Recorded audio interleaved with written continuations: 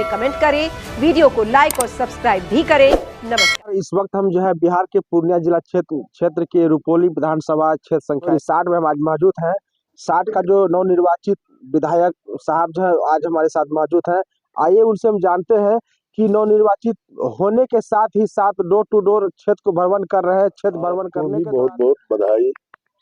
Sir sir इस बार नवनिर्वाचित विधायक आप बने हैं और अच्छा वोट से सर आप वोट किए हैं, इनको लेकर सर क्या कहेंगे? देखिए, सर्वप्रथम तो मैं रुपौली विधानसभा की तमाम मतदाताओं को ढेर सारी शुभकामना और दिल से नमन करना चाहूँगा, सम्मान देना चाहूँगा कि रुपौली विधानसभा की जनता ने जो मेरे ऊपर विश्वास किया है और काफ़ी मजबूती से मत डालने का काम किया है, तो केवल रुपौली का विधायक बनाने का काम नहीं किया है। इन्होंने रुपौली को और कलाधर मंडल को बिहार के सबसे ऊंची शिखर पर पहुंचाने का काम किया है। इसके लिए मैं रुपौली विधानसभा के तमाम मतदाताओं को काफ़ी धन्यवाद ज्ञापन करना चाहूँगा। उनके लिए अपने हृदय के गहराई से नमन करना चाहूँगा कि उनका आशीर्वाद मेरे साथ रहे और मैं दिल से, मन से, तन से उनके साथ सदा खड़ा रहूं, उनके काम को, उनके सम्मान को बचाने का काम कर सकूं।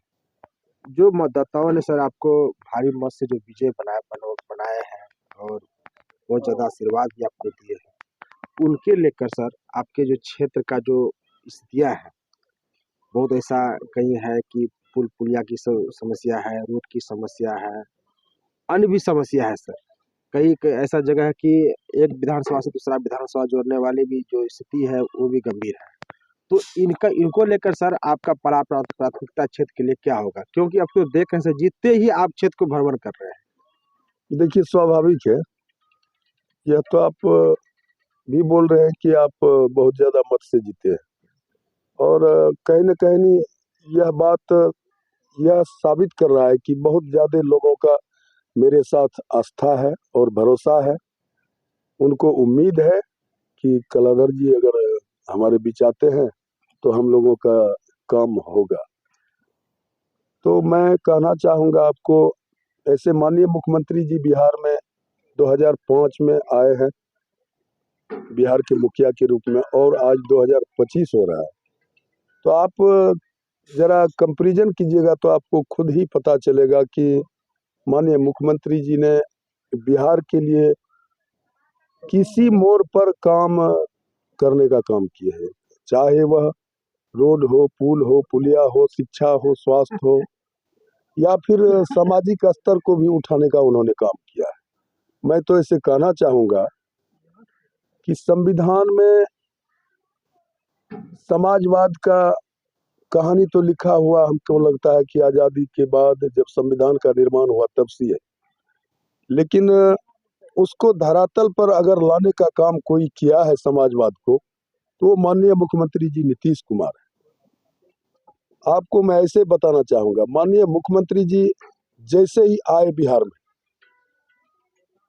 मुखिया के रूप में, तो उन्होंने साफ सुथरा लहजे में या कहिए कि अंदाज में उनका मानना हुआ कि बिहार की आधी आबादी हमारी माता बहनें हैं। तो सबसे पहले उन्होंने 2006 में महिला को पंचायती राज में 50% आरक्षण देने का काम किया। वहीं से हमारी माँ बहनों का उत्थान शुरुआत है। आज देखते होंगे आप कि किसी भी पंचायत में या प्रखंड स्तर पर 50% महिला मुखिया, सरपंच या वार्ड सदस्य बना करता है। और इसके पहले 2005 के पहले अगर जानना चाहें आप, तो किसी भी पंचायत का मुखिया वही हुआ करता था जो उस इलाके का, उस गांव का सबसे दबंग व्यक्ति होता था, सबसे धनी व्यक्ति होता था। लेकिन माननीय मुख्यमंत्री जी ने इस चीज को मिटाने का काम किया है। आज एक महादलित परिवार से भी उस पंचायत का मुखिया हुआ करता है, सरपंच हुआ करता है, वार्ड सदस्य हुआ करता है। तो यह किनका देन है? माननीय मुख्यमंत्री जी नीतीश कुमार का यह ऊंचा सोच का देन है। उन्होंने इस चीज को बड़ा मजबूती से कायम किया बिहार में कि गरीब आदमी भी समाज का दिशा निर्देश कर सकता है। सर हमारे सीमांचल में अभी भी शिक्षा की स्थिति बहुत गंभीर है और स्वास्थ्य का भी स्थिति बहुत गंभीर है, इनको लिए क्या कहेंगे? देखिए, कहा गया है कि आवश्यकता ही आविष्कार की जननी होती है। तो 2005 और 2025 में आप कंपैरिजन करके देखिए तो आपको लगेगा कि बहुत विकास हुआ है, चाहे वह शिक्षा का क्षेत्र हो, स्वास्थ्य का क्षेत्र हो या रोड सड़क पुलिया का काम, सब में विकास हुआ है। और अच्छी बात है कि आपका सोच है कि इससे और आगे जाना चाहिए। और हमारे क्या कहा जाए, माननीय हमारे प्रधानमंत्री नरेंद्र कुमार मोदी जी का भी सोच है कि मैं इंडिया को डिजिटल इंडिया बनाऊंगा। माननीय मुख्यमंत्री जी का सोच है कि मैं बिहार को विकसित बिहार बनाऊंगा 2025 से 30। माननीय मुख्यमंत्री जी दृढ़ संकल्पित है कि मैं बिहार को विकसित बिहार के रूप में बनाऊंगा। तो कहीं ना कहीं हर मोड़ पर, चाहे वह एक जिला से दूसरे जिला को जोड़ने का काम हो, एक पंचायत को दूसरे पंचायत से जोड़ने का काम हो या गांव से मुख्य सड़क जोड़ने का काम हो, हर मोड़ पर उनका नजरिया है, हर मोड़ पर वो काम करना शुरू किए हैं। और हमें लगता है बिहार को केंद्र के द्वारा भी, माननीय प्रधानमंत्री के द्वारा भी काफी मजबूती से मदद दिया जा रहा है और बिहार का काम काफी तेजी से आगे बढ़ता जा रहा है। इस बार के लिए सर पहला प्राथमिकता क्या होगा? क्षेत्र से भ्रमण करते ही देखिए, हमारा विधानसभा जो रुपौली है, इस विधानसभा के अंतर्गत रुपौली प्रखंड में लगभग 10 से 11 पंचायत दक्षिणी छोर पर है, जो कि कोसी नदी के किनारे बसा हुआ है।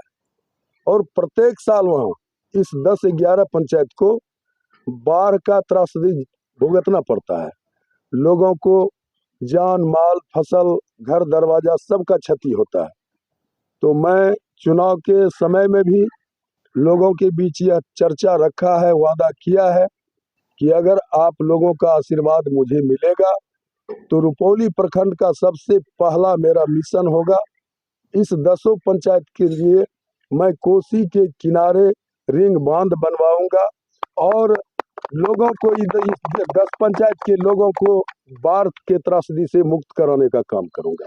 सर प्रखंड स्तर पे देखा जाता है कि दालों का अड्डा है, इसका लेकर सर आपके तरफ से क्या शिकंजा होगा इसके? देखिए, जब यह 2025 का चुनावी दौरा चल रहा था तो माननीय मुख्यमंत्री जी का या एनडीए सरकार के बारे में विपक्ष को भी बोलने के लिए दूसरा कोई मुद्दा ही नहीं था। किस मुद्दे पर वो सरकार को घेरती, इसके लिए उसके पास कोई पूंजी नहीं था, कोई नुक्सा नहीं था।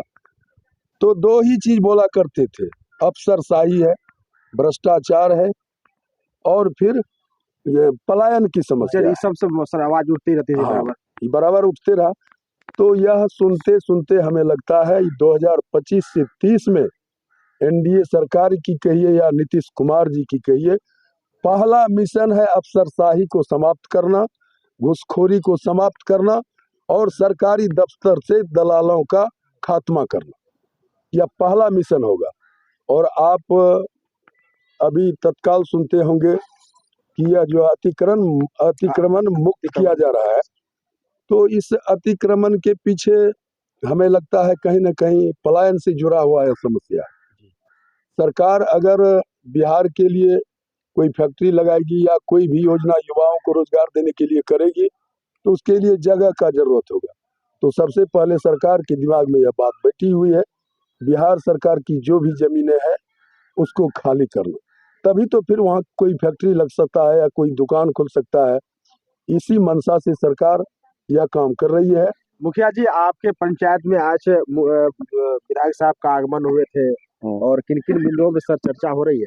सब बिंदु तो बोल ही चुके हैं विधायक साहब जी, आपका क्या कहना है? हम इन पे समर्थन है हमारा, है ना? तो विधायक साहब कहते हैं जितने ही पूरा क्षेत्र को भ्रमण कर रहे हैं, हर बिंदुओं पे जांच भी कर रहे हैं, क्या क्या हमारे क्षेत्र में कमी है, जो कमी था वो तो विधायक साहब सब बता ही चुके हैं। क्या लगता है कि पहला किस बिंदु पे काम करना चाहिए? सब बिंदु पर काम होगा। पहला प्राथमिकता क्या होना चाहिए? पढ़ाई पर होगा, शिक्षा पर। शिक्षा पे पहला प्राथमिकता शिक्षा पे होना चाहिए। दूसरा क्या रहेगा मुखिया जी? दूसरा तो समय आएगा तो बताया जाएगा, समय पे बताया जाएगा जनता को। अच्छा, तो जो जनता ने सर भारी मतों से आपके विधायक साहब को जो निर्वाचित किए हैं, अच्छा मतों से जो जीत करवाया है, इन जनताओं को सर क्या कहेंगे आप? हम सारी जनता को धन्यवाद देते हैं। क्या परिचय हुआ सर आपका? मनोज कुमार सिंह।